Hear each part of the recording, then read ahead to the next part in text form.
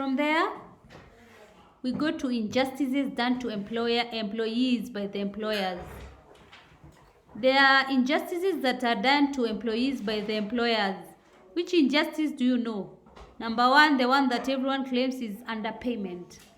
That is, they are not being paid fair salary.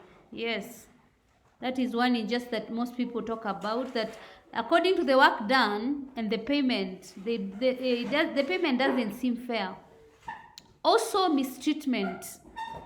Yes, some of the employers mistreat the what? The employees. Like it was the other time, I don't know what this particular company is called, where they and everyone, it's in a river. Yes, and those Asians, Asians were raping the women. I don't know, it's called what? And most people go there. It is called what? It is a very famous one. And all the people keep on going there. I remember it, then I tell you. Then also an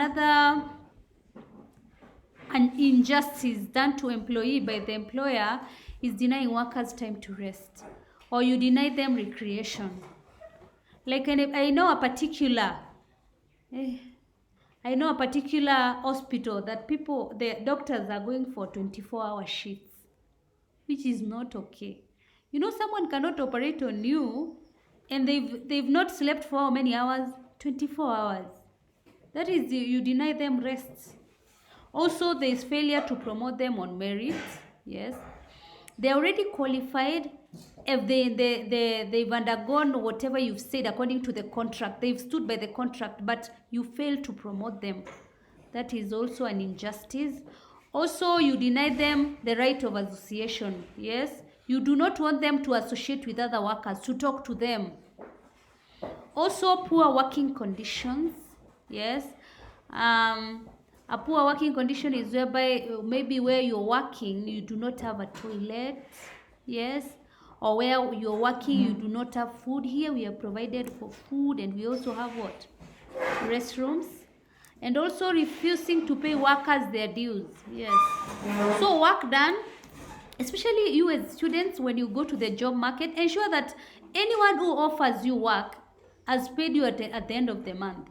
If they don't pay you at the end of the month, don't wait there, go look for another job, because if it means if they can't pay you for that month, what assures you that they are going to pay you for the next month? There are those people who employ you and they refuse to pay you. They were just there taking you for a ride. Also, being denied allowances.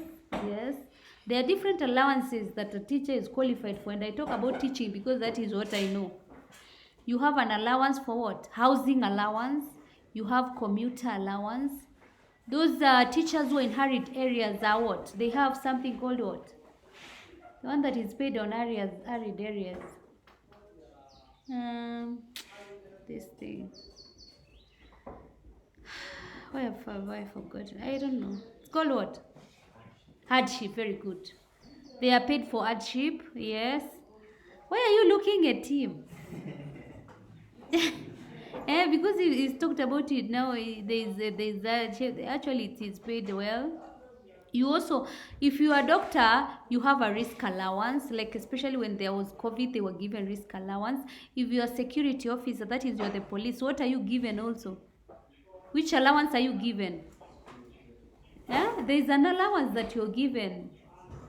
Yes, because every day you work, your life is threatened.